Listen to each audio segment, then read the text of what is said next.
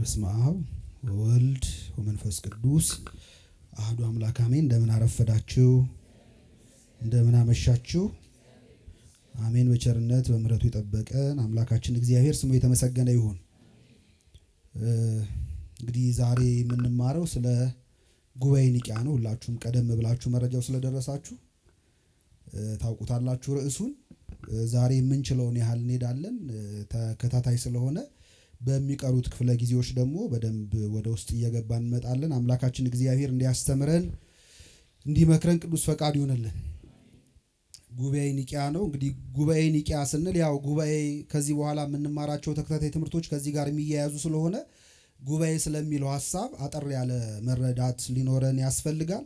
እንግዲህ ጉባኤ ሲባል በተለይ ለኛ አዲስ አይደለም ለኦርቶዶክሳውያን። ምክንያቱም ቤተክርስቲያናችን ጉባኤያዊት ነች ትባላለች እና አንድ ሰው ብቻውን ቤተክርስቲያን ሊባል ይችላል? አይችልም።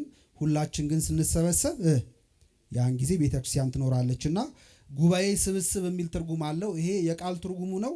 ነገር ግን ደግሞ ስለ ቤተክርስቲያን ጉባኤያት በቤተክርስቲያን ታሪክ ውስጥ ስለተካሄዱ ጉባኤያት ስናነሳ ግን የቤተክርስቲያን ጉባኤያት ትርጉም ምንድነው ብላችሁ ከጠየቃችሁ በሃይማኖትና በስርዓት ላይ የሚነሱ የተለያዩ ውዝግቦች ካሉ ለነዚያ መልስ ለመስጠትና አቅሌሲያዊ የሆነ ህብረትን ኤክሌሲያስቲካል ዩኒቲ የሚባለው ማለት አቅሌሲያዊ የሆነ ህብረትን ለመጠበቅ የሚደረግ መንፈሳዊ ስብስብ ማለት ነው።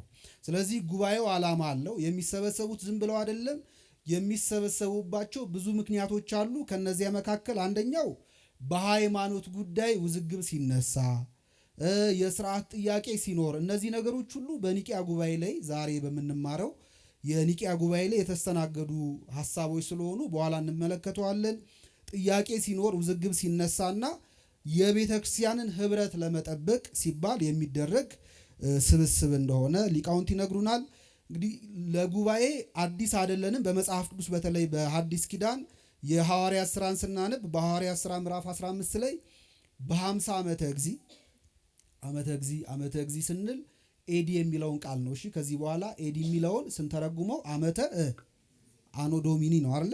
ስለዚህ ዓመተ እግዚ ተብሎ ነው የሚተረጎመው። ዓመተ እግዚ ስላችሁ በዚያ ነው እንደ አውሮፓውያን አቆጣጠር ነው ማለት ምን ቆጥረው። ስለዚህ በ50 ዓመተ እግዚ የተደረገ ጉባኤ እንደነበር የሐዋርያት ሥራ ምዕራፍ 15 ላይ ተቀምጦ እናገኛለን። ቅዱስ ጳውሎስ ከአገልግሎቱ ከመጀመሪያው ሐዋርያ አገልግሎቱ ከተመለሰ በኋላ በጣም ብዙ ክርክር ተነስቶ ነበር በአንጾኪያ። ስለዚህ የተነሳውን ክርክር ለማብረድና የሐዋርያትን መልስ ለማግኘት ቀን አስቀጥረው ወደ ሐዋርያት ወደ ዋኖች ወደሚባሉት ወደ ሐዋርያት ወደ ኢየሩሳሌም ወጥተው እንደነበር ተጽፎ እናገኛለን። ካውንስል ኦፍ ጀሩሳሌም ተብሎ ይጠራል። የኢየሩሳሌም ጉባኤ እንደማለት ነው። ይሄ ጉባኤ አንደኛ አሕዛብን እግዚአብሔር ለድህነት እነሱንም እንደጠራ እና ለነሱም ደግሞ እግዚአብሔር እነሱን መጥራቱን መንፈስ ቅዱስን በማደል እንደመሰከረ እነ ቅዱስ ጴጥሮስ ተናግረው አሕዛብ ላይ ከዚህ በኋላ ሸክም እንዳያበዙባቸው ከአሕዛብነት ወደ ክርስትና ለመጡ ሰዎች እነዚህን ሶስቱን ብቻ ሕግጋት ማለት ከዝሙት ከዛ ለጣዖት የተሰዋውን ከመብላትና በደም የታነቀውን ወይም ቃሉ ትንሽ ይከብዳል እንጂ በክት ነው የሚባለው አይደል? ደም አንቆት የሞተ በክት ይባላል። ያው ስድብ ነው ይመስለኛል። ስለዚህ ደም አንቆ የሞተውን እንዳይበሉ ከልክለዋቸው፣ በቀረው ግን ጤና ይስጣችሁ። ምን ይስጣችሁ? ቀድሞም እግዚአብሔር አትብሉ ብሎ የከለከለው እነዚህ አትብሉ የተባሉት አብዛኞቹ ምግቦች ለሰው ጤና ምን ስለሆኑ ነው? ጠንቅ ስለሆኑ ነውና እንበላለን ካላችሁ ምን ይስጣችሁ? ጤና ይስጣችሁ ብሎ ጉባኤውን ፈጽመውታል። ስለዚህ በዚህ ጉባኤ ላይ ጥያቄዎች ተመልሰዋል። የመጀመሪያው ጉባኤ እሱ ነው።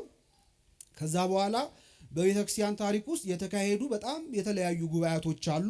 ሁሉንም በዝርዝር መናገር አንችልም። ግን እግዚአብሔር እንዲህ በሚደረግ ስብስብ ውስጥ እንደሚገኝ አስቀድሞ ቃል ገብቷል። በማቴዎስ ወንጌል ምዕራፍ 18 ቁጥር 19 ላይ በስሜ ብትሰበሰቡ ሁለትም ሶስትም ሆናችሁ በስሜ ብትሰበሰቡ እኔ በመካከላችሁ ምን አደርጋለሁ? እገኛለሁ ብሎ ክርስቶስ ቃል ገብቷል። ስለዚህ ጉባኤው አንዳንድ ጊዜ ተሳታፊዎቹ ሊበዙ ይችላሉ፣ ሊያንሱም ይችላሉ። ግን የሚሳተፉ ሰዎች ስላነሱ ክርስቶስ አይገኝም ማለት እንችላለን? አንችልም። የሚሳተፉ ሰዎች ብዙ ስለሆኑ ደግሞ በዚህ ጉባኤ እንኳን ክርስቶስ ይገኛል ማለትም አንችልም እና ክርስቶስ ሁለትም ሶስትም ሆነን በስሙ ብንሰበሰብ እንደሚገኝ ቃል ገብቷል። ስለዚህ በጉባኤው ላይ መሪው፣ ፈጻሚው፣ አከናዋኙ ማን ነው? ክርስቶስ ነው የሚሆነው ማለት። ዓላማው ትክክል እስከሆነ ድረስ በዚህ ጉባኤ ክርስቶስ እንደሚገኝ በወንጌል ቃል ተገብቶልናል። እንግዲህ ጉባኤያትን በተመለከተ ከመጠናቸው ወይም ከሳይዛቸው አንጻር በብዙ መንገድ ሊመደቡ ይችላሉ። ብዙ አይነት አላቸው፣ ታይፖች አሉ የጉባኤ። እኛ ዛሬ የምናነሳው ለምሳሌ ጉባኤ ኒቂያ ኢኩሜኒካል ካውንስል ወይም ዓለም አቀፋዊ ዩኒቨርሳል የሆነ ካውንስል ነው፣ ዓለም አቀፋዊ ጉባኤ ነው። ከዚያ ውጭ ግን ናሽናል ፓትሪያርካል ተብለው የሚጠሩ ጉባኤያቶች አሉ፣ ሎካል ወይም ፕሮቪንሺያል ተብለው የሚጠሩ ጉባኤያቶች አሉና እነዚህ የጉባኤያት አይነቶች ናቸው። እንግዲህ ስለ ጉባኤ ኒቂያ ስናነሳ ለጉባኤ ኒቂያ ትምህርታችን ወይም ለምናነሳቸው ጉዳዮች ለምንተርከው ታሪክ እንደ ምንጭ የሚያገለግሉን ማጣቀሻ መጽሐፍቶች አሉ። ከነዚያ መካከል አንደኛው ቅዱስ አትናቴዎስ የጻፈው ነው። የቅዱስ አትናቴዎስ ድርሳን እንግዲህ የጉባኤ ኒቂያን በተመለከተ ሁለት ናቸው። አንደኛው ለአርዮሳውያን መልስ የሰጠው አለ። ሁለተኛ ደግሞ ስለ ጉባኤ ኒቂያ ታሪክ የጻፈውም ደግሞ አለ። ምክንያቱም ጉባኤ ኒቂያን የተለያዩ ሰዎች በተረዱበት ወይም ቢሆን ብለው በሚያስቡበት መንገድ የሚተረጉሙ የሚጽፉ ሰዎች ስለነበሩ የእነዚያን ሰዎችም አመለካከት ለማስተካከል ቅዱስ አትናቴዎስ የጻፈው መጽሐፍ ወይም ድርሳን አለ። አንደኛው ምንጫችን የእርሱ ነው። ምክንያቱም በቦታው ላይ ተገኝቷል አልተገኘም፣ የአይን ምስክር እሱ የጻፈው እንደ አንድ ምንጭ ይጠቀሳል። ሁለተኛ አውሳቢዮስ ዘቂሳርያ ነው። አውሳቢዮስ ዘቂሳርያ በቤተክርስቲያን ታሪክ መጽሐፉ ታውቁታላችሁ። አውሳቢዮስ ዘቂሳርያ ሕይወተ ቆስጠንጢኖስ የሚል መጽሐፍ አለው። የንጉሱን ቆስጠንጢኖስን ሕይወቱን የጻፈበት ማለት እና እዚህ መጽሐፍ ላይ ከጉባኤ ኒቂያ ጋር በተያያዘ ያነሳቸው አንዳንድ ሀሳቦች አሉ። ሀሳቦች ብቻ አይደሉም፣ ደብዳቤዎች ሁሉ እናገኛለን። በዚህ መጽሐፍ ላይ ምን እናገኛለን? ደብዳቤዎች። ቆስጠንጢኖስ ለኤጲስቆጶሳቱ ወይም ለጳጳሳቱ የጻፋቸው የነበሩ አንዳንድ ደብዳቤዎች ነበሩ። ብዙ ጊዜ ውዝግብ ሲነሳ ውዝግብ የተነሳበት ቦታ ላይ ያሉት ሊቃነ ጳጳሳት ደብዳቤ ወይም መልእክት አዘጋጅተው ወደ ቆስጠንጢኖስ የሚልኩ ነበር። ጉዳዩን እንዲያውቀው ማለት ያስተላልፉ ስለነበር ሀሳባቸውን። ቆስጠንጢኖስም ደግሞ እንዲሁ መልእክት ይጽፍ ነበረ። ለአርዮስና ለእለእስክንድሮስ የጻፈው መልእክት አለ እና ይህም መልእክት ፕሪዘርቭ አድርጎት የምናገኘው ቆስጠንጢኖስን ነው። ቆስጠንጢኖስ እንደ አንድ የታሪክ ምንጭ ይጠቀሳል። ግን ያው አውሳቢዮስ ዘቂሳርያ እሱ ራሱ ደግሞ መንፈቀ አርዮሳዊ ስለሆነ ሴሚ አርያን ስለሆነ በተወሰነ መጠን ሀሳቡ ወደ እነሱም ጋደል ሲል እንመለከታለን። ግን የሚጠቀሰው ሌላው ኤጲፋኒዎስ ነው። የሳላሚስ ወይም የስልማና ሊቀ ጳጳስ ኤጲፋኒዎስ ወይም እኛ ኤጲፋኒዎስ ሊቀ ጳጳስ ዘደሴተ ቆጵሮስ ብለን የምንጠራው አባት፣ እሱም ፓናሪዮን የሚባል መጽሐፍ አለው። ፓናሪዮን የመናፍቃንን ክህደታቸውንና ሕይወታቸውን የጻፈበት መጽሐፉ ነው። በዚህ መጽሐፍ ላይ ካነሳቸው መናፍቃን መካከል አንደኛው አርዮስን ነው። ስለዚህ ስለ አርዮስና ስለ ክህደቱ ስናነሳ ኤጲፋኒዎስን አለማንሳት አብረን አንችልም። ሌላው ታሪክ ጸሐፊው ቴዎዶር ነው። ታሪክ ጸሐፊው ቴዎዶርም እንደ የቤተክርስቲያን ታሪክ የሚል መጽሐፍ አለው። የእሱ መጽሐፍ እንደ አንድ ግብዓት እንገለገለዋለን። ሶቅራጠስም የቤተክርስቲያን ታሪክ ጸሐፊ ነው። የእሱንም መጽሐፍ እንጠቀማለን። ሶዞሜን የተባለውንም ሰው መጽሐፉን እንዲሁ እንጠቀማለን። እነዚህ ከዚህ በኋላ ለምናነሳቸው ለምንነጋገራቸው ነገሮች ሁሉ እንደ ምንጭ የምንጠቅሳቸው ናቸው። ይሆናል፣ ሊሆን ይችላል። ታሪክ ውስጥ አንዳንድ ጊዜ እንደዛ ተብሎ ሊጠቀስ ይችላል። አብዛኞቹ ግን የምናነሳቸው ጉዳዮች ምንጭ ያላቸውና ከነዚህ ጸሐፊዎች የተገኙ እንደሆኑ እንድታስቡትም ጭምር ነው። እንግዲህ ጉባኤ ኒቂያ ሲነሳ የምንጀምረው ከአርዮስ ነው። ምክንያቱም ለአውግዞተ አርዮስ ነው የቤተክርስቲያን አባቶች በኒቂያ ምን ያደረጉት የተሰበሰቡት። ስለዚህ የመጀመሪያውና ዋናው ምክንያት የአርዮስ ክህደት ስለሆነ ስለ አርዮስ ማንነት በጣም በጥቂቱ ስላስተማረው ክህደት ምንነትም ደግሞ ማወቅ ያስፈልጋል። ስለ አርዮስ እና ስላስተማረው ትምህርት ማወቅ ከዚያ በኋላ ስለሚመለሱ መልሶችና ስለተጻፉ አንዳንድ መጽሐፍት ዓላማ በደንብ እንድንረዳ ያደርገናል። አንዳንዴ ክህደቱን በሚገባ ለማወቅ የመልሱን ክብደት እንዳንረዳ ሊያደርገን ይችላል። ስለዚህ በቤተ ክርስቲያን ታሪክ ውስጥ ዛሬ የምንማራቸው በነገረ ክርስቶስ ላይ ለምሳሌ ዛሬ የምንማራቸው አብዛኞቹ ትምህርቶች ለአርዮስ የተሰጡ መልሶች ናቸው፣ ወይም በአርዮስ ጥያቄ ምክንያት የቀረቡ መልሶች ናቸው። ስለዚህ የአርዮስን ክህደት ማወቅ የትምህርቱን ወይም የመልሱን ክብደት እንድንረዳው ያደርገናል። ግልጽ ነው አይደል ሐሳቡ? ስለዚህ ስለ አርዮስ ስለ ክህደቱ ስለ እሱ ማንነት የምናነሳው ከዚህ በመነሳት ነው እንጂ አርዮስ ባይነሳ ደስ ይለን ነበር። አርዮስ የሊቢያ የተወለደ ሰው ነው። አፍሪካዊ ነው ማለት ነው። ስለዚህ አፍሪካዊ ታዋቂ መናፍቅ አለ ማለት። ሊቢያ የተወለደ ነው። በእስክንድሪያ ዲያቆን ሆኖ ያገለግል ነበረ። የሾመው ቅዱስ ጴጥሮስ ተፍጻሜተ ሰማዕት ነው፣ ወይም የሰማዕታት መጨረሻ። ከሱ ደም መፍሰስ በኋላ ሰማዕትነት ቆሟል። ለዚያ ነው ተፍጻሜተ ሰማዕት ተብሎ የሚጠራው። በእርሱ ዲቁና እንደተሾመ ታሪኩ ይናገራል። ቀጥሎ ደግሞ በባውካሊስ በምትባል ቦታ በክህነት ያገለግል የነበረ ሰው ነው። አርዮስ ጳጳስ አይደለም፣ ቆሞስ አይደለም፣ ኤጲስቆጶስ አይደለም። አርዮስ ምን ነበር? ካህን ነበር አርዮስ። እንግዲህ አርዮስ በአንጾኪያ የነገረ መለኮት ትምህርት ቤት ውስጥ ገብቷል። እዛ ተምሯል። ያሰማረው ደግሞ ሊቂያኖስ የተባለ መምህሩ ነው። ከሱ እግር ስር ቁጭ ብሎ ነው የተማረው። ያው ሉቂያኖስ በክህደቱ የሚታወቅ ነው። እሱን በደንብ ማንሳት ስላለብን ቀጥለን እናነሳዋለን።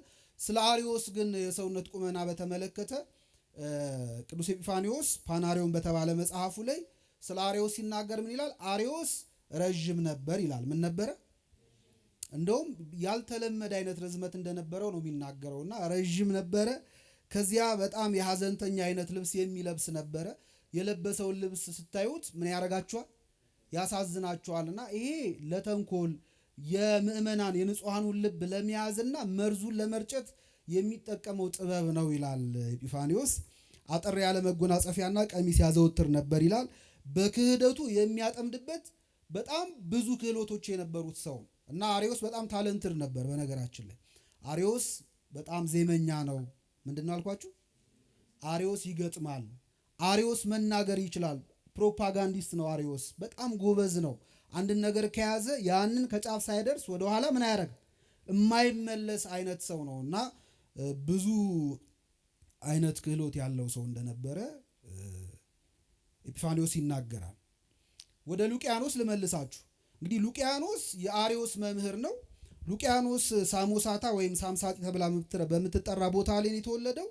የተማረው ኤዴሳ በሚባል ጉባኤ ቤት ነው የተማረው። ኤዴሳ እንግዲህ በጥሩም በመጥፎም ትጠቀሳለች። ኤዴሳን ስናነሳ እነ ቅዱስ ኤፍሬምን እናነሳለን። ኤፍሬምን ታስታውሳላችሁ አይደል? አታስታውሱትም? ቅዱስ ኤፍሬም ሶሪያዊ ማለት ኤዴሳ በሱ ትታወቃለች። ከዚያ ውጭ ግን በኤዴሳ ትምህርት ቤት ውስጥ ደግሞ በጣም የፈሩ መናፍቃኖች አሉ። ከነዚያ መካከል አንደኛው ሉቂያኖስ ነው እና ኤዴሳን የተማረው ከዚያ ወደ አንጾኪያ ሄዶ የአንጾኪያ የነገረ መለኮት ትምህርት ቤትን ተቀላቅሏል። በአንጾኪያ ካህን ሆኖ ያገለግል ነበረ። እዛ አንጾኪያ ያለ ደግሞ ካወቃቸው ሰዎች መካከል አንደኛው ጳውሎስ ሳምሳጢ ነው። ማንን ነው አልኳችሁ? ጳውሎስ ሳምሳጢ ነው። ጳውሎስ ሳምሳጢ በቤተክርስቲያን ታሪክ ውስጥ ከተነሱ ክፉ መናፍቃን መካከል አንደኛው ነው። በ268 በአንጾኪያ በተደረገ ጉባኤ ላይ ጳውሎስ ሳምሳጢ ተወግዟል። የጳውሎስ ሳምሳጢ ክህደት ምንድን ነው ካላችሁ፣ ጳውሎስ ሳምሳጢ ክርስቶስን ለሁለት የከፈለ ነው። ከዚያ በኋላ ኢየሱስ ክርስቶስ የሚባለው የአምላክ ማደሪያ ነው። የማን ማደሪያ ነው? መልሱ እንጂ። የአምላክ ማደሪያ ነው። እሱ አምላክ አይደለም። የአምላክ ማደሪያ ነው። ያደረበት ደግሞ በዮርዳኖስ በተጠመቀ ጊዜ ነው። በዮርዳኖስ ሲጠመቅ ሎጎስ ወይም ቃል የሚባለው በአብ ውስጥ ህልው ሆኖ ይኖር የነበረ። በደንብ አስተውሉ። በማን ውስጥ? ስለዚህ የአካል ሶስትነትን በተመለከተ ድብልቅልቅ ያለ ትምህርት ነው ያለው። ህልው ሆኖ የነበረ ክብር ይግባውና ዝርው የሆነ ቃል፣ እኛ አካላዊ ቃል ነው ብለናል ምናምነው። ዝርው የሆነ ቃል በእርሱ አደረበትና ስራ ሰራበት የሚል የክህደት ትምህርት ያሰማረ መናፍቅ ነው። ሞናርኪያኒዝም ተብሎ ይጠራል። በነገራችን ላይ ይሄንን ክህደት ያስተምር የነበረ ሰው ነው እና በጉባኤ ከተወከዘ በኋላ ግን ጳውሎስ ሳምሳጢን ሉቂያኖስ አልተወውም ነበር እና በአንጾኪያ የነገረ መለኮት ትምህርት ቤት ውስጥ ሉቂያኖስ ያስተምር ነበር። ሲያስተምር የጳውሎስ ሳምሳጢን ሐሳብ በጣም ደግሞ ደጋግሞ ሲያነሳ ትመለከታላችሁ። ሉቂያኖስ የጳውሎስ ሳምሳጢን የተወገዘውንና ከቤተክርስቲያን እንዲለይ የተደረገውን የጳውሎስ ሳምሳጢን ነገረ ክርስቶስ ከኦሪገናዊው ትምህርት ጋር፣ ኦሪገናዊ ስንል ያው ኦሪገን አይደለም ዛሬ ጉዳያችን፣ ግን በወቅቱ የኦሪገን ጉዳይ በጣም አስቸጋሪ ሁኔታ ውስጥ ነበረ። ኦሪገን ሰቦርዲኔሽኒዝም የሚባል ወይም ማዕርገ መንግስት የሚባል አብ ከወልድ ይበልጣል፣ ወልድ ከአብ ምን ያደርጋል ያንሳል፣ መንፈስ ቅዱስ ደግሞ ከአብና ከወልድ ምን ያደርጋል እሚል የክህደት ትምህርት አስተምሯል ብለው የሚወቅሱት የሚተቹት ነበሩ። አስተምሯል አላስተማረም ሌላ ጉዳይ ነው። ምክንያቱም እሱ ራሱ እንዲህ አይነት ትምህርት አላስተማርኩም ይላል። ግን በሱ ስም ነበር ይጠራ የነበር። ያው ዞሮ ዞሮ ኦሪገን ብቻውን አልነበረም። ኦሪገን ካለፈም በኋላ ኦሪጂኒያንስ ተብለው የሚጠሩ የኦሪገን ተከታዮች ወይም አርጌንሳውያን ተብለው የሚጠሩ ነበሩ።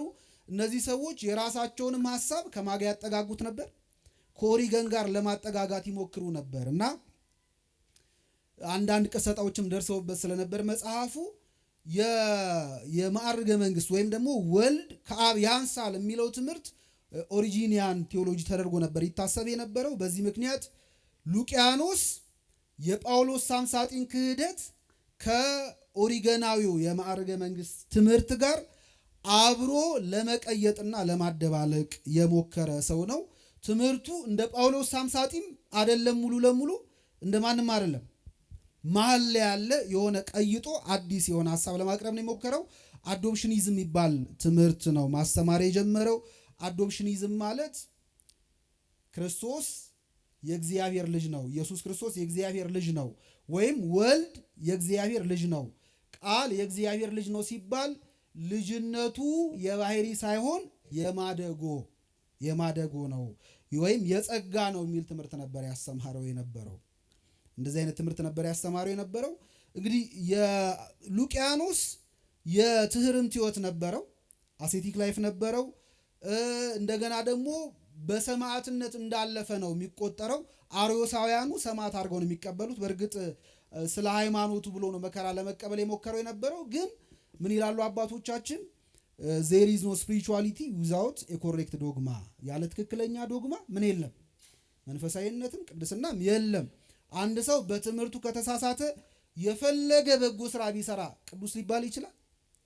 አይችልም።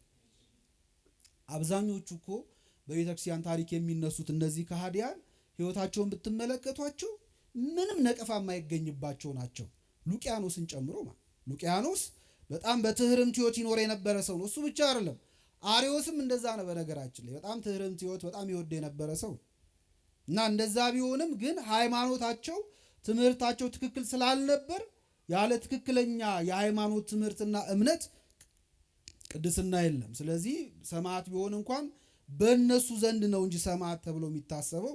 በቤተክርስቲያን ግን ቁጥሩ ከማን አይደለም? ከሰማዕታት አይደለም። እንግዲህ እርሱ ወንበር ስር የተማሩ በጣም ብዙ ተማሪዎች አሉ። ከነዚያ መካከል አንደኛው አርዮስ ነው። በእርሱ ወንበር ስር ቁጭ ብለው መማራቸው ተማሪዎቹ እርስ በርስ የሚተሳሰሩበት ገመድ ሆኖላቸዋል። ከዚህ በኋላ በተለይ አርዮስ ያን ውዝግብ ካነሳ በኋላ ተማሪዎቹ እርስ በርስ ሲደጋገፉና ሲሳሳቡ ሲፈላለጉ ትመለከታላችሁና እሱ ወንበር ስር የተማሩ የነበሩ ተማሪዎች የመተጋገዝ ጠባይ ነበራቸው።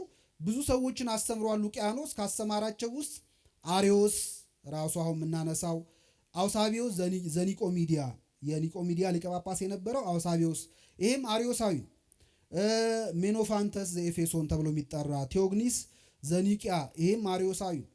ማሪ ዘኬልቄዶን እና ደግሞ አውሳቢዮስ ዘቂሳሪያና ጳውሊነስ ዘጢሮስ የሚባሉ ሁለት በአንጾኪያ የነገረ መለኮት ትምህርት ቤት በሉቂያኖስ ያልተማሩ ግን ደግሞ የእሱ ሐሳብ ደጋፊዎች የነበሩ ደግሞ እነዚህም ሰዎች አሉ ነው እና ብዙ ሰዎችን አስተምሯል። ካስተማራቸው ሰዎች ግን አብዛኞቹ ምኖች ናቸው?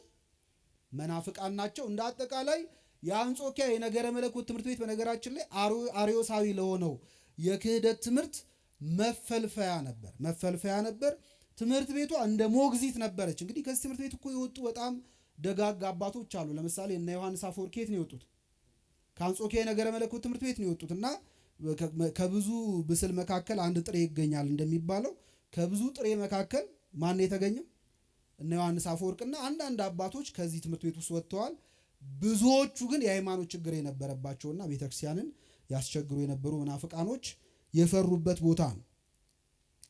የአርዮስ ክህደት ከሉቂያኖስ በቀጥታ የተቀዳ ነው በነገራችን ላይ እና ለዚያ ነው አንድ ጸሐፊ ምን ይለዋል? ሉቂያኖስን ከአርዮስ በፊት የነበረ አርዮስ ይሉ ከአሪዮስ በፊት የነበረ አሪዮስ። በአሪዮስና በሉቂያኖስ መካከል ያለው ልዩነት የመልክ ነው እንጂ የሐሳብ አይደል። ስለዚህ ሁለቱም የሚያቀነቅኑት ክህደት አንድ ነው። ከሉቂያኖስ ደግሞ አሪዮስ ክህደቱን ቀርቶታል፣ በቀጥታ ወስዶታል። ይህንን ቅዱስ እለእስክንድሮስ ማለት አሪዮስን ያወገዘው ማለት። ቅዱስ እለእስክንድሮስም ለቁስጥንጥንያው ሊቀ ጳጳስ በላከለት ደብዳቤ ላይ የሉቂያኖስን ክህደት አሪዮስ እንደሚያስተምር ሲናገር እናገኘዋለን። ሉቂያኖስ ምን ነበር ክህደቱ? ሉቂያኖስ አንደኛ እግዚአብሔር አንድ ነው የሚል ትምህርት አለው። እግዚአብሔር ምንድን ነው? እኛ እግዚአብሔር አንድ ነው እንላለን አንልም? እንላለን። የኛ እግዚአብሔር አንድ ነው የሚለው ትምህርት ግን ከሉቂያኖስና ከሌሎቹ ሞናርኪያኒዝም የሚባለውን ክህደት ከሚያስተምሩ መናፍቃን በጣም ሰፊ ልዩነት አለው። እሱም በኋላ አሳያችኋል። እግዚአብሔር አንድ ነው፣ ከእርሱ ጋር የሚተካከል ምንም የለም። ከእርሱ ውጭ ያለ ነገር ሁሉ ምንድን ነው? ፍጡር ነው። ቃልን እምኀበ አልቦ ፈጥሮታል። ስለዚህ እግዚአብሔር አንድ ከሆነ ከእርሱ ጋር የሚተካከል ምንም የለም ሲል እያመቻቸ ነው ቀጥሎ ለሚናገረው ክህደት። ስለዚህ ቃልን እምኀበ አልቦ ወይም ኤክስ ኒሂሎ ተብሎ የሚጣራው ካለመኖር ወደ መኖር ምን ይለዋል አይደል? እምኀበ አልቦ ካለመኖር ቃልን ፈጥሮታል፣ ወደ ዓለምም ልኮታል እና ቃል ስጋ ሲሆን ወይም ሰው ሲሆን የሰውን ስጋ እንጂ ነፍስን አልነሳም። ሌላው የአርዮሳውያን የክህደት መገለጫ ትምህርታቸው ነፍስን አልነሳም። በእርሱ ላይ ይታዩ የነበሩ ነገሮች ሁሉ መለወጥ የሚስማማው መሆኑን የሚያሳዩ ናቸው። ቃል ስጋ ከለበሰ በኋላ ብዙ ተነግሯል አይደል? ስለሱ ለምሳሌ ክርስቶስ እንዳለቀሰ ተጽፏል አልተጻፈም? መልሱ እንጂ። ማልቀስ የስሜት መፈራረቅን ያሳያል አያሳይም? እሺ ክርስቶስ እንደተራበ ተጽፏል አልተጻፈም? ክርስቶስ እንዳንቀላፋ ተጽፏል አልተጻፈም? ክርስቶስ አምላኬ አምላኬ ስለምን ተውከኝ በመስቀል ላይ እንደ ጮኸ ተጽፏል አልተጻፈም? ተጽፏል። እነዚህን ነገሮች ይወስድና ሉቂያኖስ በእርሱ ላይ ይታዩ የነበሩ ነገሮች ሁሉ መለወጥ ሚውተብል እንደሆነ መለወጥ የሚስማማው እንደሆነ የሚያሳዩ ናቸው። መለወጥ ይስማማዋል ማለት በነገራችን ላይ ማን አይደለም? እግዚአብሔር አይደለም እኮ እያለን ማን አይደለም?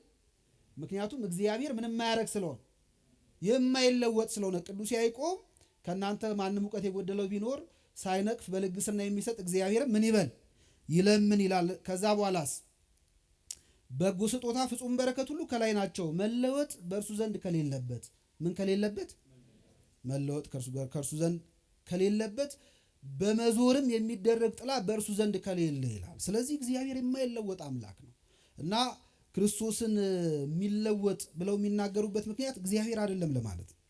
ሌላው በማያቋርጥ እድገት ወደ ፍጹም ክብር ደርሷል። ስለዚህ መለወጥ ይስማማዋል፣ ግን እርሱ በማያቋርጥ ትግል በማያቋርጥ እድገት በፈቃድ ኃይል ይሄ ክብር ይግባውና እንደኛ እኮ እያደረገው ነው ክርስቶስ። በፈቃድ ኃይል ግን ወደ ፍጹምነት ደርሷል። የተፈጠረ ሰው አይለውም። ልብ ብላችሁ ስሙ።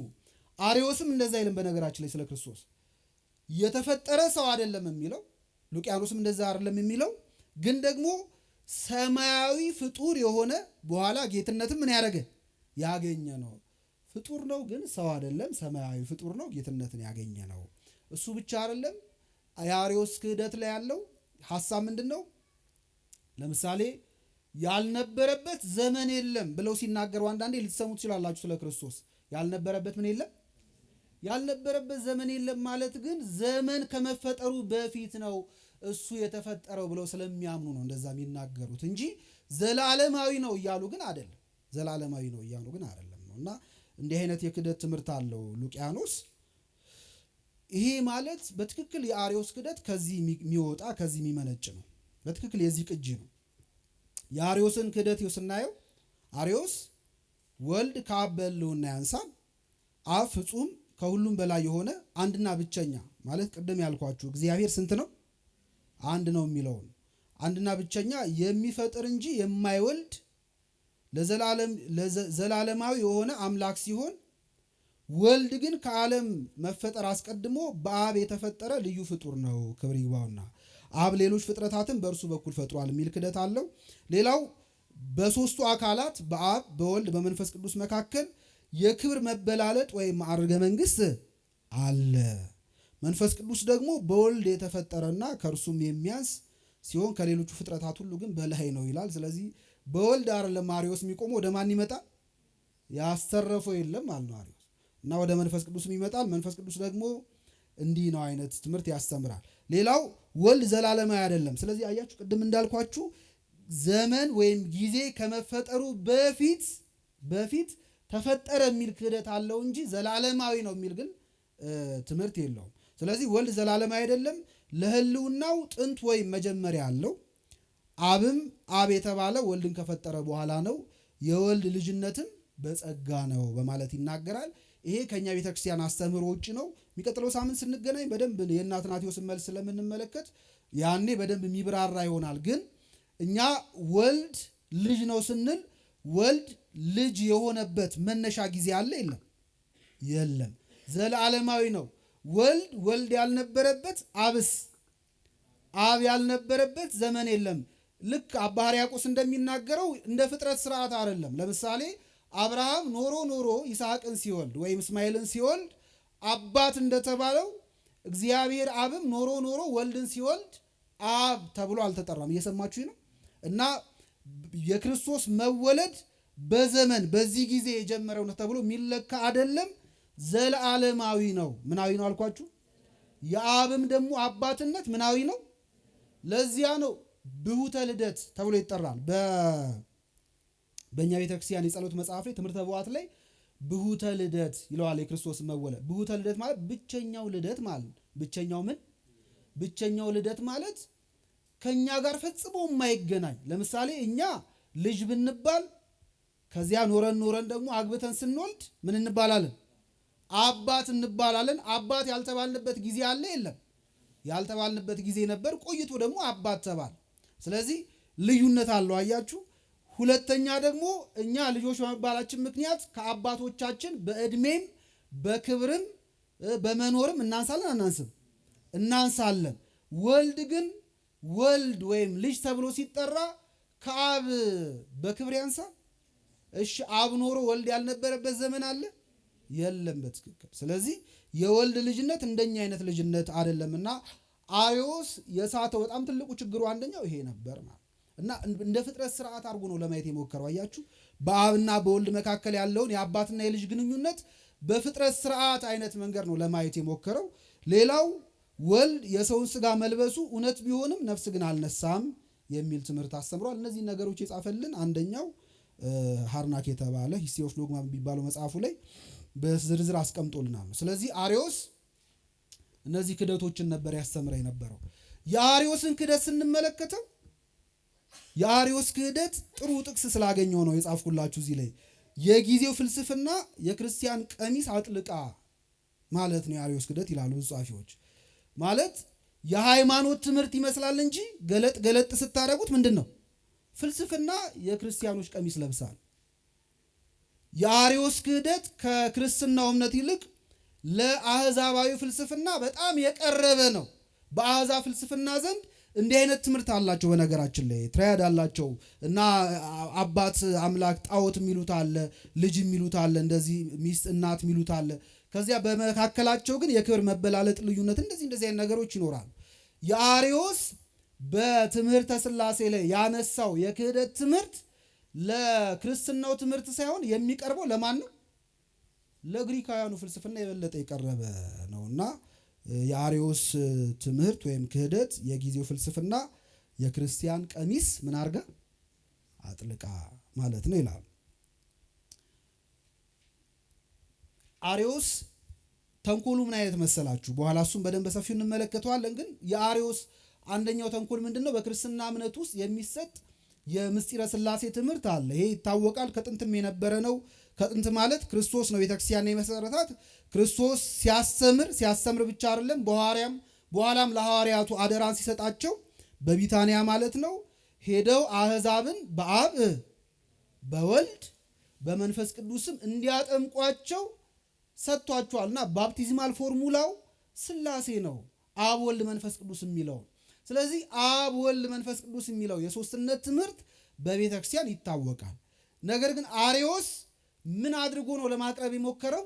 የቤተክርስቲያን አባቶች በተለይ የእስክንድርያ አባቶች የሚያስተምሩትን የሥላሴን ትምህርት ሶስት አምላክ አለ ብለው እንደሚያስተምሩ ምን አምላክ አለ ብለው ሶስት አምላክ አለ ብለው እንደሚያስተምሩ ለማድረግ ነው ጥረት ያደረገው እንደዛ።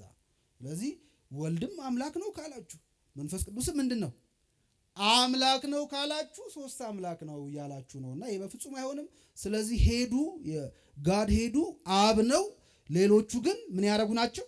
የተፈጠሩ ናቸው፣ ከሱ በታች ናቸው የሚል ትምህርት ለማስተማር ሞክሯልና የሚታወቀውን የቀናውን ትምህርት አበላሽቶ የማቅረብ ዘዴም ነበረው አሪዮስ።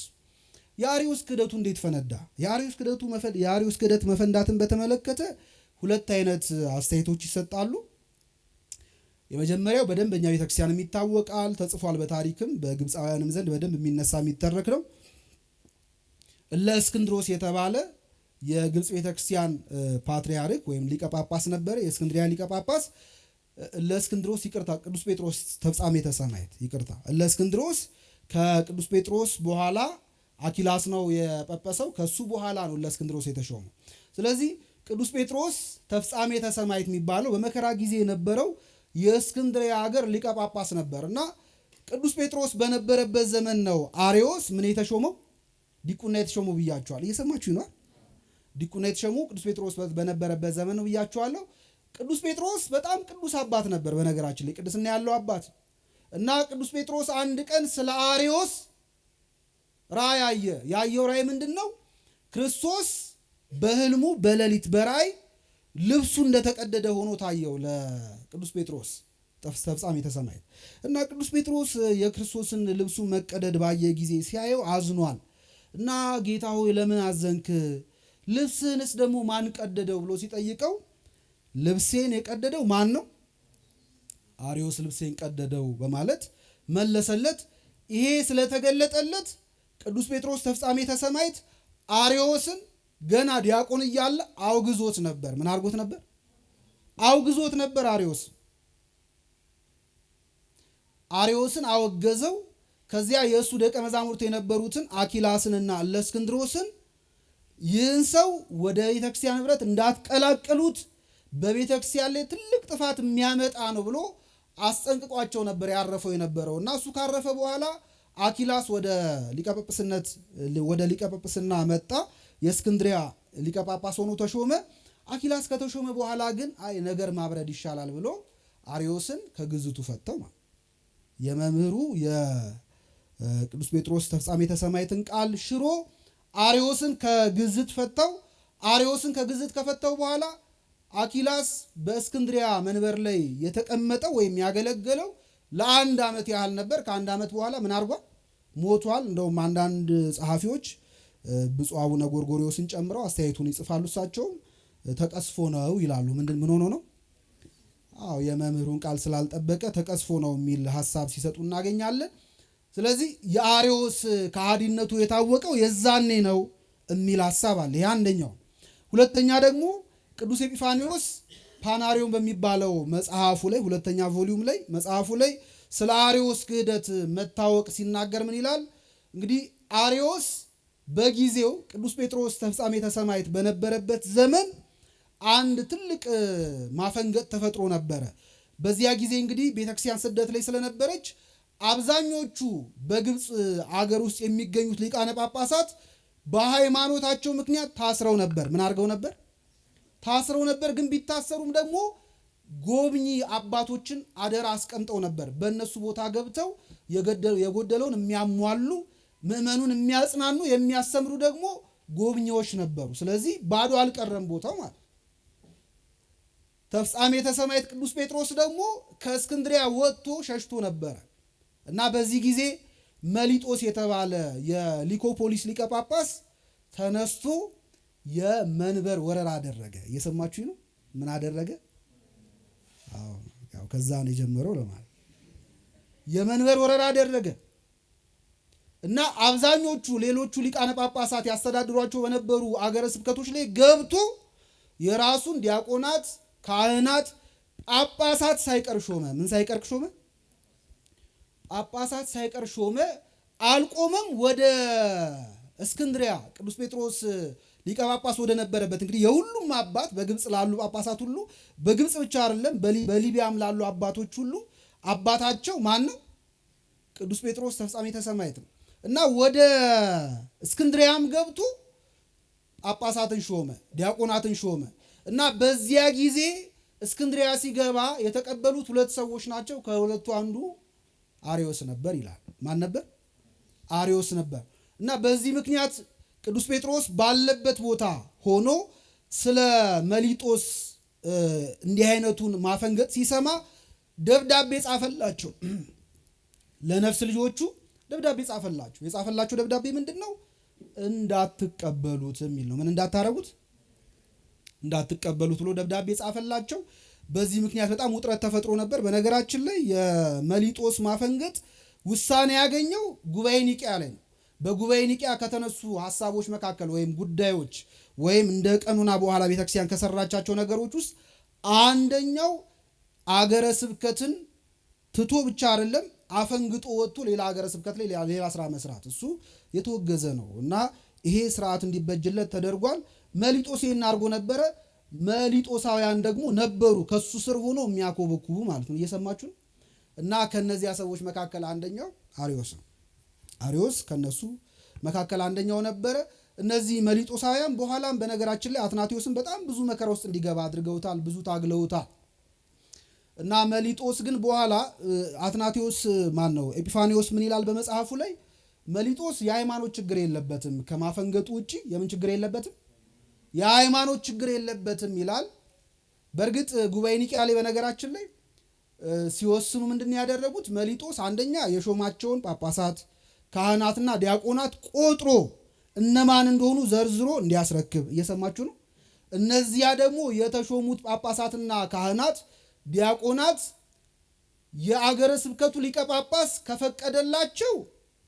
ከፈቀደላቸው ሹመታቸው እንዲጸና፣ ካልፈቀደና ህዝቡ የማይስማማ ይሁንታ የማይሰጥ ከሆነ ደግሞ ምን እንዲሉ እንዲሻሩና በእነሱ ምትክ ሌላ እንዲሾም በጉባኤ ኒቂያ ላይ የተሰበሰቡ አባቶች ውሳኔ ያስተላልፈውበት ነበር።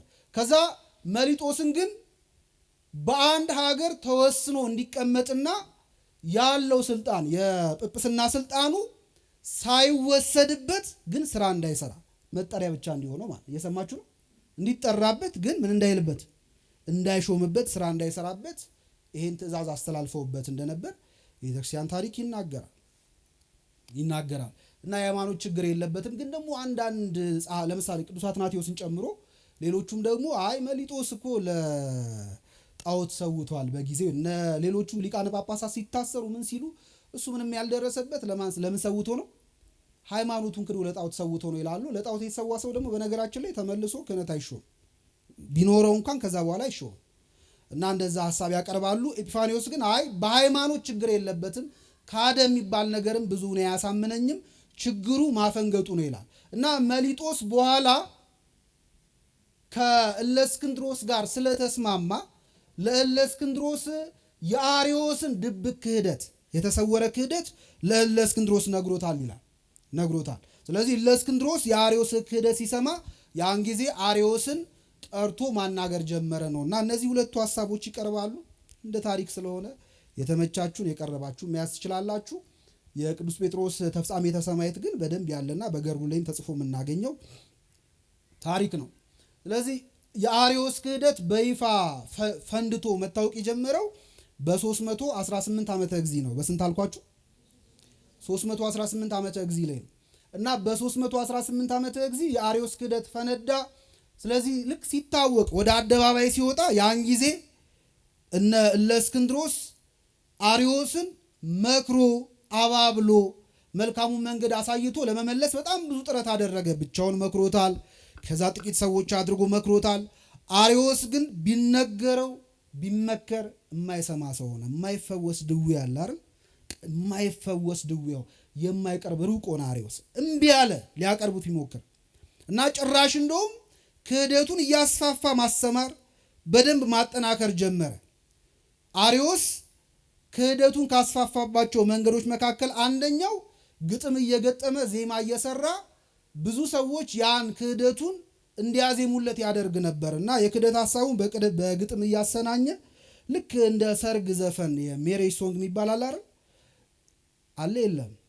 አሁን እኛ ከተማ ስላለን ነው እንጂ በክፍለ ሀገር በገጠር ምናምን የሰርግ ዘፈን ወይም የሰርግ መዝሙር ይታወቃል አይታወቅም? ማንኛውም ሰው ያውቀዋል። እና በዛ መንደር ለምሳሌ አንድ ሰው ሊያገባ ከሆነ በቃ ሲዘፍኑት ነው አይደል የሚቆዩት? ነው አይደለም? በቀላሉ የሚያዝ ነው፣ የሚቦረቅበት የሚደሰቱበት አይነት ነገር ነው። እና አርዮስ ልክ እንደ ሰርግ ዘፈን አድርጎ ግጥሙን ዜማ በጅቶ አዘጋጀ። ታሊያ ይባላል። ያን ካዘጋጀ በኋላ የጎዳና አንጉርጉሮ ዜማ ሰራለት። ከዛ በኋላ በየመንገዱ ውሃ ቀጂው፣ እንጨት ሰባሪው፣ አሳ ለቃሚ፣ አሳ የሚያጠምዱ ገበሬዎች ሳይቀሩ የአርዮስን ክህደት ይዘፍኑት ነበር። እየሰማችሁ በጣም በቀላሉ እነሱ ጋር እንዲደርስ ስላደረገ መስፈን ጀመሩ። በዚህ ምክንያት የአርዮስ ክህደት ቀስ እያለ ሰው ውስጥ መሰራጨት ጀመረ። ግጥሙን በተመለከተ ቅዱስ አትናቴዎስ በመጽሐፉ ላይ ይዘቱ ምን እንደሆነ በጣም ትንሽ ነገር ነው የሚነግረን። ያው ግጥሙ የለም ኤክሳንት አይደለም ጠፍቷል። ግን በአትናቴዎስ መጽሐፍ ላይ ግን ግጥሞቹ ውስጥ ወይም እሱ ያዘጋጀው ዜማ ውስጥ ጥቅሶች እንደነበሩ ይናገራል። እና አርዮስ በጣም የሚወዳቸውና ደግሞ ደጋግሞ ያነሳቸው የነበሩ ጥቅሶች ናቸው። ምሳሌ 8:22 ላይ እግዚአብሔር የሥራው መጀመሪያ አደረገኝ። ሐዋርያት ሥራ ምዕራፍ 2 ላይ የቅዱስ ጴጥሮስን ስብከት ማለት እግዚአብሔር ጌታም ክርስቶስም እንዳደረገው የሚለውን ቃል አያችሁ እንዴት መዞ እንደሚያወጣ። ከዚያ በዕብራውያን መልእክቱ ምዕራፍ 3 ቁጥር 1 ላይ ቅዱስ ጳውሎስ ሙሴ በቤቱ ሁሉ የታመነ እንደሆነ እርሱም ለሾመው የታመነ ነበር። ለሾመው የሚለው በጣም ደስ ስላለው አርዮስ ይሄን ጠቅሶ እነዚህን ጥቅሶች ባዘጋጀው መዝሙር ውስጥ ወይም ዘፈን ውስጥ ሰክስጎ እንዲዘፍኑ ያደርግ እንደነበረ አትናቴዎስ ይነግረናል። ሌላው አርዮስ ይህን የክህደት ትምህርቱን በዚያ ጊዜ ያሰራጭ የነበረውን የሐሰት ትምህርቱን በተለያዩ ሰዎች በተለያየ አይነት መንገድ እንዲረዱት ለማድረግ ጥሯል። ለምሳሌ ፍልስፍና የሚወዱ የፍልስፍና አዋቂ የነበሩ ሰዎች ለተማሩት የፍልስፍናን ክብር ለማስጠበቅ ብሎ እንደዛ እንደሚያደርግ ይሄን እንደሚያስተምር ይናገር ነበር። ለምን መሰላችሁ? የአርዮስ ትምህርት በነገራችን ላይ ከመጽሐፍ ቅዱስ ይልቅ በጣም ለፍልስፍና የቀረበ ነው ብያለሁ አይደል? ቅድም አይደል? ለምሳሌ አብሶሉት ሲምፕል የሚባል አለ በፍልስፍናው አንድ ነገር the simplest form አለው። ለምሳሌ አንድ ዕቃ ተሰባብሮ ደቆ ወደ መጨረሻው በጣም ምንድነው የሚባለው? አተም ወደ አተም ደረጃ ሊወርድ ይችላል። ከዛ ከአተም በኋላ ደግሞ አተምን መስበር ከቻልን ወደ ኳርክ ልንቀይረው እንችላለን። ኳርክ የአንድ ማተር the simplest form ነው። ከዛ በኋላ ወዴትም መሄድ አይችልም። ስለዚህ እግዚአብሔር እንደዛ ሲምፕል ነው ይላል። እየሰማችሁ ነው? እንደዛ ምንድነው? እየሰማችሁ ነው አይደል? ስለዚህ እንደዛ ነው ወዴትም ስለዚህ ይሄ ከአካሉ አካል ተገኘ፣ ከባህሪው ባህሪ ተገኘ፣ አካል ዘእም አካል ባህሪ ዘእም ባህሪ ወልድ ተወለደ ምናምን የሚለውን ትምህርት እኮ ለማጥፋት እኮ ነው። እንዲህ አይነት ሐሳቦችን ያስተምር ስለነበረ ለተማሩት የፍልስፍና ክብርን ለማስጠበቅ ይህን እንደሚታገል አድርጎ ለማሳየት ይሞክራል። ፍልስፍና ላጠኑ ሰዎች ከአሕዛብነት ደግሞ ወደ ክርስትና እምነት ለመጡ ደግሞ ይሄ የፖሊቴይዝም ብዙ አምላክ ምናምን የሚለው ሐሳብ ለሰለቻቸው ሰዎች ደግሞ ለአንድ አምላክ ወይም ለሞኖቴይዝም ትምህርት ዘብ የቆመ እንደሆነ ይነግራቸው ነበር። ለነሱ ይኸው ሥላሴ እያሉ 3 አምላክ ሊሉ እነዚህ ሰዎች ግን ስንት አምላክ ነው?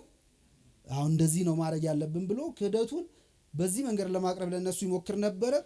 ቤተክርስቲያን ውስጥ ለነበሩት ክርስቲያኖች ደግሞ የመጽሐፍ ቅዱስን ቃል ትርጉም እንዳይለወጥ የመከላከል ወይም የማዳን ስራ እየሰራ እንደሆነ ለማስመሰል ይጥር ነበር። እንግዲህ የመጣው ከአንጾኪያ ነው። አንጾኪያና እስክንድሪያ የሚባሉ በጥንቱ ዘመን የነበሩ 2 የጉባኤ ቤቶች ነበሩ። 2 ብቻ አይደሉም፣ ሌሎችም አሉ በሌላ ሀገር።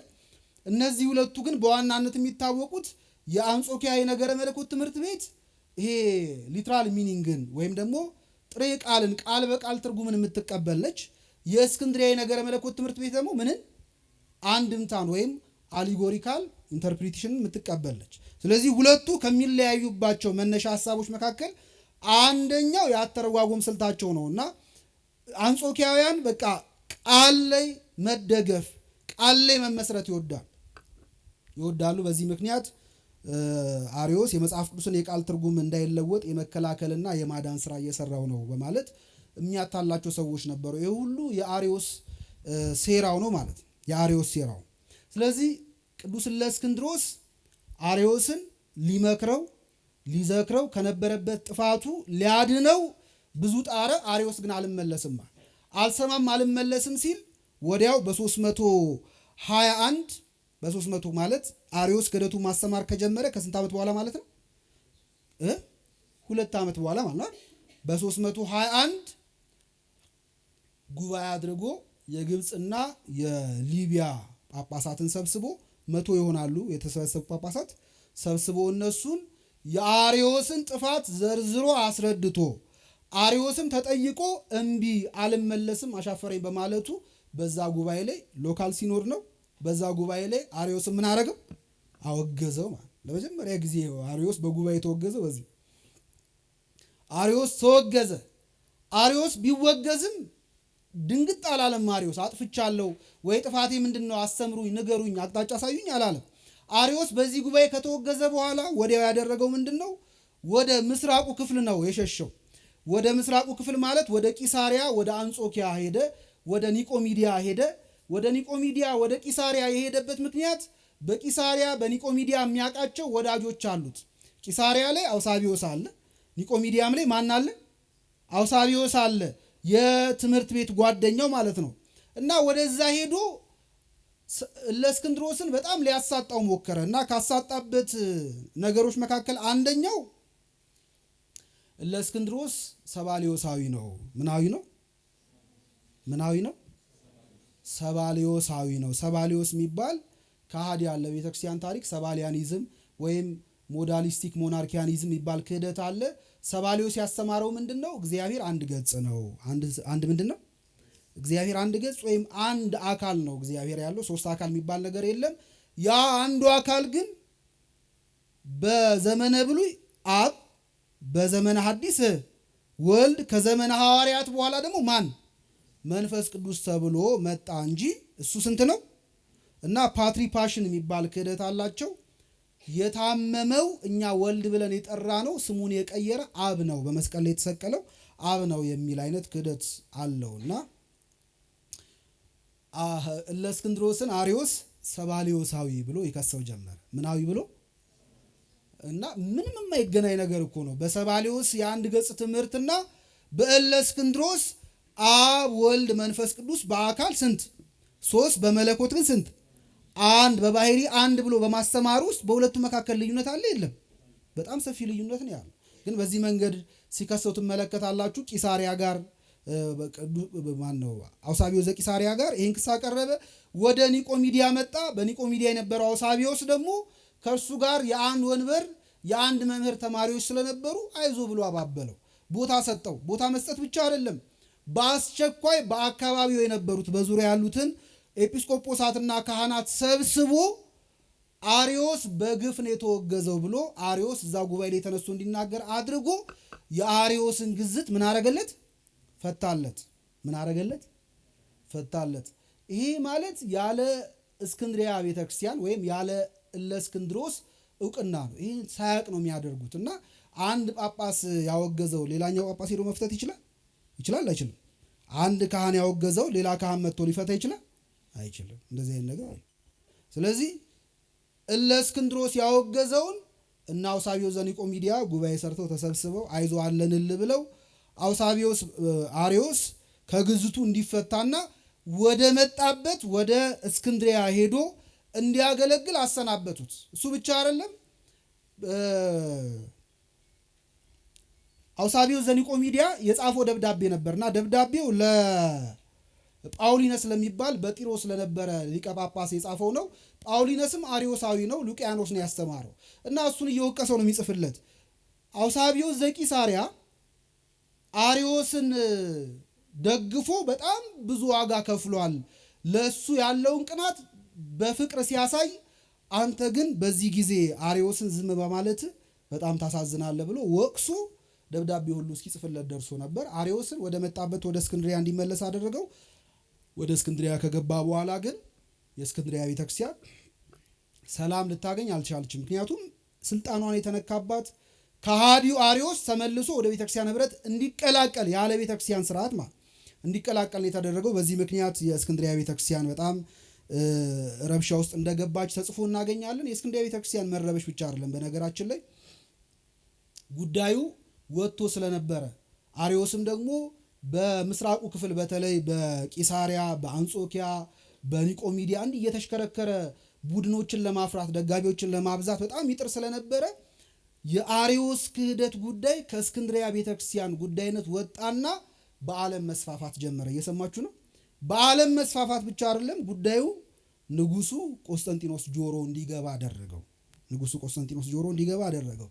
እና ይሄን ነግሬያችሁ ዛሬ ሰዓታችን ስለሄደ እናብቃ። በጣም የሚገርመው እንግዲህ ንጉስ ቆስጠንጢኖስ ከመምጣቱ በፊት ያለው ዘመን ዘመነ ሰማዕታት ይባላል። ምን ይባላል? ዘመነ ሰማዕታት ይባላል። ቤተክርስቲያን ከውጪ በአላውያን ነገስታት ትገፋና በጣም ብዙ መከራ ይደርስባት የነበረ ዘመን እና በዛ ጊዜ ግፊው ከውጭ ነበር። በእርግጥ ውስጥ ላይም እኮ ችግር አለ፣ አንዳንድ የተፈጠሩ ነገሮች አሉ። ግን በዚያ ጊዜ ግን በጣም ቤተክርስቲያን ጠንክራ ነበር። ልክ ግን ቆስጠንጢኖስ ከመጣ በኋላ ለቤተክርስቲያን ደግሞ እረፍትን ሲሰጥ በሚላኖ የተፈጠረ ውል አለ አይደል?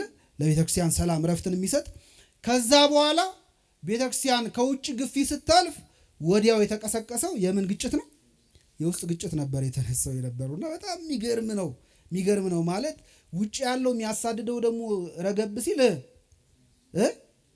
እና አውግስቲኖስ የተባለ የሂፖ ሊቀ ጳጳስ አንድ የሚናገረው ቃል አለ። ምንም ንጉሱ ክርስቲያን ቢሆን ይላል። እስኪ በሉ ምንም ንጉሱ ክርስቲያን ቢሆን ሰይጣን ግን ክርስቲያን አልነበረም። ማን ክርስቲያን አልነበረ? ሰይጣን ክርስቲያን አልነበረ። እና ምንም ቆስጠንጢኖስ የክርስትና እምነትን ተቀብሎ ባይጠመቅም በጊዜው ባይጠመቅም በኋላ በ337 ዓመተ ጊዜ አካባቢ ነው የተጠመቀው።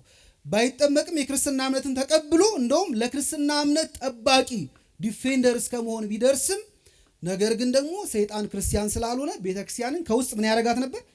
ይረብሻት ነበር። ቆስጠንጢኖስ በተለይ ወደ ንግስናው ከመጣ በኋላ ከቤተክርስቲያን ጋር ጥሩ ህብረት እንዲኖረው ከፈለገ በኋላ በምስራቁም በምዕራቡም በአፍሪካም ጭምር የተለያየ አይነት ችግሮች ይፈነዱ ነበር። በምስራቅ በኩል ቅድም እንዳልኳችሁ የመላጢዎስ አፈንጋጭነት፣ በዛ ምክንያት በጣም ብዙ የተፈጠሩ ውዝግቦች።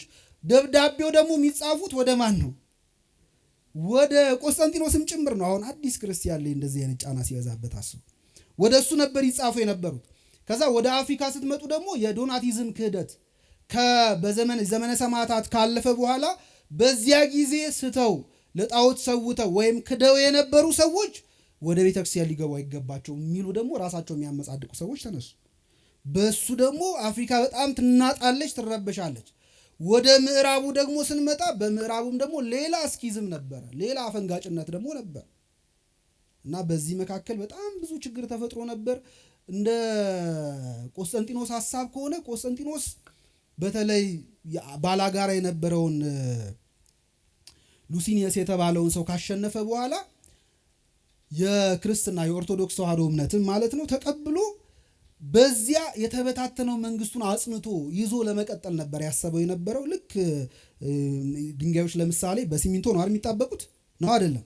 ልክ እንደዚያ በቃ የተበተነው መንግስቱን ሰብስቦ የሚይዝለትና የሚያጸናለትም ጭምር ይመስለው ነበር ሃይማኖቱ። እና እንደዛ አንድ ለማድረግ ሲጥር አንድ ደግሞ ታረጋለች፣ የተበተነውን ትሰበስብልኛለች ብሎ ያሰባት ደግሞ ቤተክርስቲያን ክራክ ማድረግ ጀምራ ነበር እና መሰነጣጠቅ፣ መለያየት ጀምራ ነበርና ጉዳዩ ወደ ቆስጠንጢኖስ ከመጣ በኋላ ምን አደረገ የሚለውን ጨምሮ ከዚያ የሚቀጥለው ሳምንት ስንገናኝ ጉባኤው እንዴት ነበር የሚለውን በጉባኤ ላይ የተፈጠሩ እውነቶች እነ አትናቴዎስ ሌሎቹም እነ ዮስጣቴዎስ እና እነ እለእስክንድሮስ ምን ነበር ክርክራቸው የነበረው? ምን መለሱ? ምን ተጠየቁ?